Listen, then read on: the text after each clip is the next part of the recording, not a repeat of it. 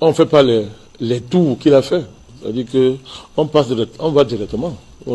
Il a fait le tour du monde, le tour de la planète, pour revenir au point de départ. Bon, de manière fondamentale, il faut dégager deux ou trois choses de cette situation. D'abord, nous devons observer et féliciter un leadership qui nous inspire et pour qui nous avons beaucoup nous accordons beaucoup d'attention parce qu'il est un cas, comme excuse de réduire le Mali à ça, hein, mais qu'on comprenne ma pensée, comme on disait, c'est un cas d'expérience. Voilà un président, je parle du colonel Assimi Goïta, il ne bavade pas. Il ne sort pas de son pays. Il faut que les gens regardent. Hein. Parce que les gens font croire qu'il faut voyager trop. Quand on a un président, on voyage trop. On voyage trop, et quand on voyage trop, on règle les problèmes. Vous savez qu'il y a une typologie de président qu'on nous a vendu ici dans ce précaré ténébreux france-africain, mais qui n'était que, en fait, un précaré occidental. On nous a vendu une typologie de président, et nous avons cru que c'est comme ça qu'il faut être pour être un bon président. Or, nous savons que ce n'est pas ça, le bon président. C'était une façon de masquer des valets, de vouloir habiller décemment des sous-préfets, des présidents de pacotille. Ce n'est pas que nous incitons ces présidents, c'est la nature de leur fonction que nous sommes en train de mettre sur la table. Ce n'est pas que nous incitons les individus en tant que tels. Vous pouvez être même très brillant, mais dès que vous entrez dans la structure de la fonction, c'est fini pour vous. Vous ne pouvez plus rien faire de particulier, parce que cette structure-là est figée dans un engrenage historique qui vous dépasse. Donc on nous a fait croire ça, que il n'y avait rien à faire, on ne peut pas gouverner autrement. La seule façon, la seule option, c'est la soumission, l'adoration, n'est-ce pas, du système. C'est ça qui est un grand président. Donc dès que tu étais reçu au Quai d'Orsay, au perron de l'Élysée, avec un quelconque président français qui te tapait l'épaule, tu fais 5 minutes, on prend les photos, tu es devenu un grand. Je suis un homme d'État, je suis grand. Vous avez quelqu'un qui est là depuis quelque temps, qui vous montre qu'on peut diriger autrement.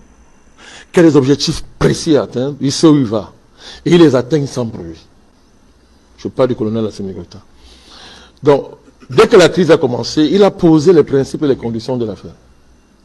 Il a donné sa vérité des faits. Il est resté tranquille. Le monde entier s'est embrouillé. L'ONU, en commençant par son secrétaire général, à qui on a rappelé son rôle, c'est-à-dire un petit poussier. Donc, vous savez qu'on le lui a rappelé en direct, le premier ministre par intérim le lui a rappelé en direct.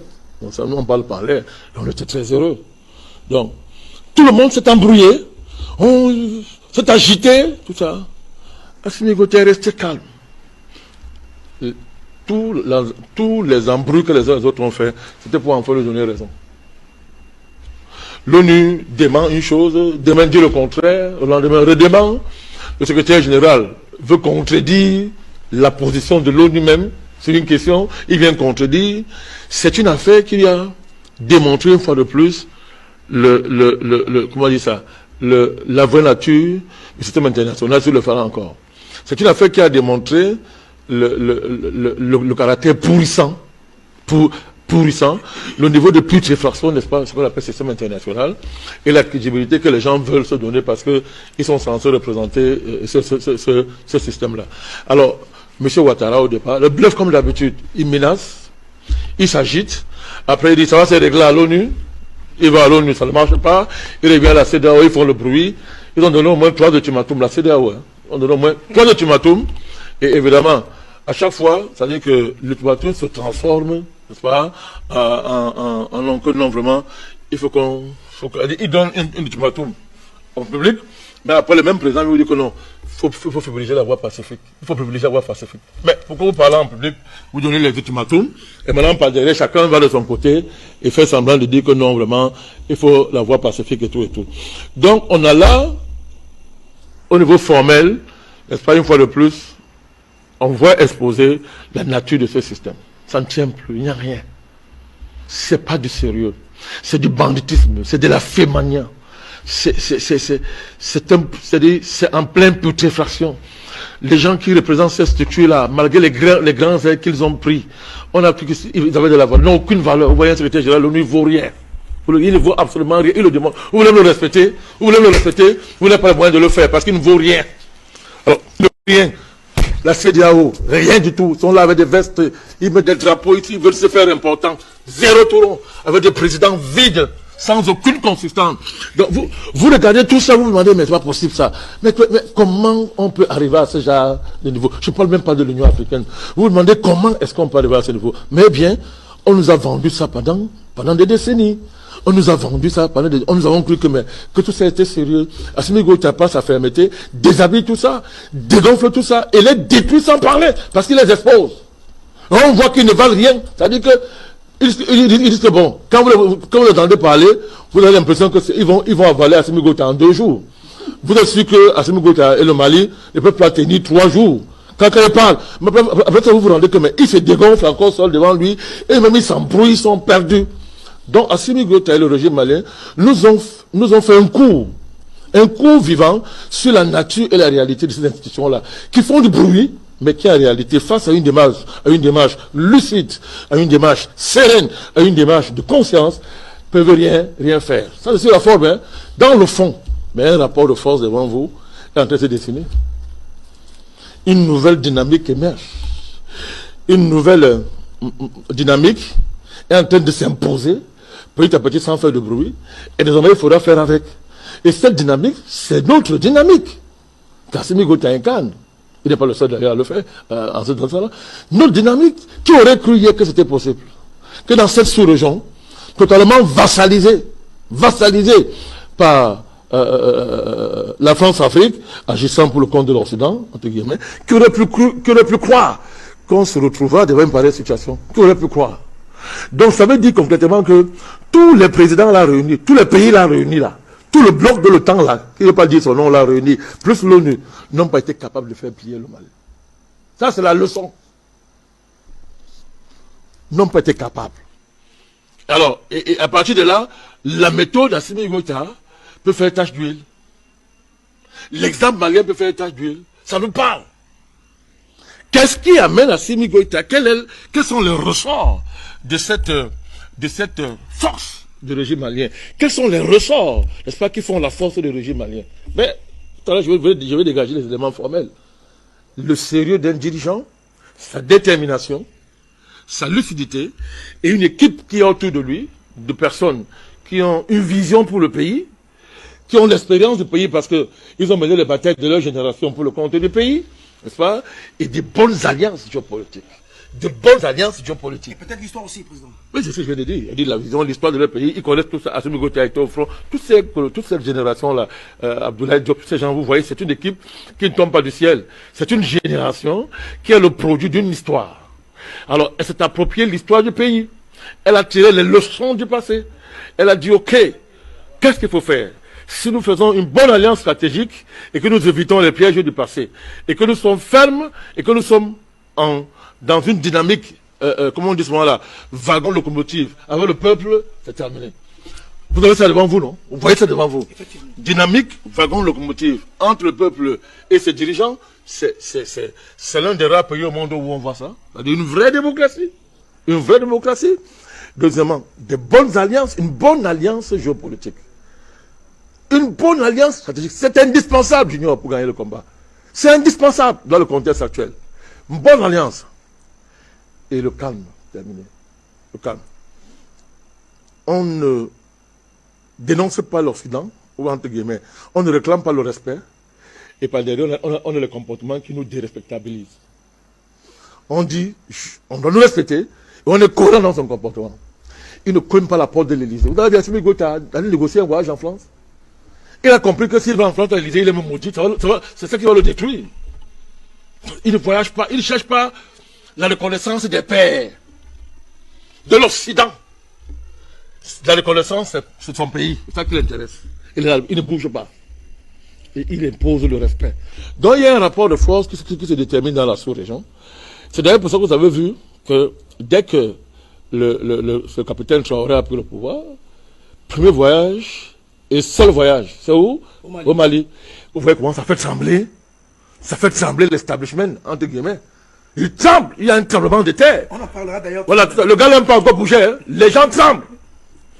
Parce qu'on sait très bien ce que cela veut dire. Maintenant, aux Ouattaristes, je ne vais pas dire les Ivoiriens, parce que les Ivoiriens ne sont pas aux Ouattara. Les Ivoiriens sont pris en otage par la communauté internationale autoproclamée de criminels, qui ont délégué un criminel à la tête de la Côte d'Ivoire, qui l'ont placé là, qui terrorise les Ivoiriens. Donc les Ouattaristes n'ont qu'à tirer les leçons eux-mêmes, de voir ce que vaut leur président, de voir ce qu'il vaut, en dehors du bruit qu'il fait, ce qu'il vaut réellement. Voilà une affaire qu'on aurait pu régler en 2 minutes. Effectivement. Je dis en 2 minutes. Un dirigeant sérieux, d'envergure. On a réglé ça en 2 jours. L'affaire s'était passée comme ça. Mais on a quelqu'un qui oublie, qui oublie qu'il ne vaut rien. Et qu'il a une fabrication, n'est-ce pas, de ses maîtres. On va rester courtois comme président. Il n'y a pas de courtoisie ici. On n'a pas le temps à payer. Il y a plus de courtoisie à avoir avec les gens comme ça. Donc, ce type-là, il oublie qui il est réellement. Enfin, il oublie qu'il n'est même pas un sous-préfet. Il faut trouver un autre mot pour lui. Il se prend pour ce qu'il n'est pas. Il se prend pour ce qu'il n'est pas. Il croit qu'Assimi Goïta et lui sont pareils. Il bombe son torse, il veut qu'on le respecte. Mais, par quel moyen, M. Wafo, peut-on respecter Ouattara? Donnez-moi les arguments qui permettent de donner des affaires à Ouattara. Donc, il est chef de l'État. Voilà tous les arguments. C'est un chef d'État. Mais est-ce que M. Ouattara agit comme un chef d'État? Il est quand même le président de la République de Côte d'Ivoire, élu démocratiquement. Mais on peut citer tous les présidents qu'il y a dans le monde. Hein. C'est-à-dire qu'on peut citer tous ces gens-là. C'est-à-dire que mais tous ces gens qui sont placés partout sont des présidents. Et on se tait. On scie les pompes, on scie les chaussures. Et on est très heureux. Oui, on a des présidents. Ils mettent des vestes, ils voyagent.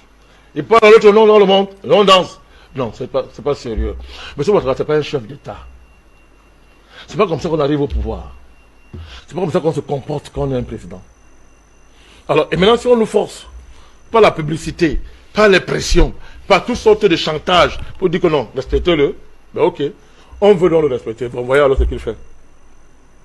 Si on prend cet événement pour critère de respect, dis-moi par quoi est-ce qu'on peut respecter Ouattara?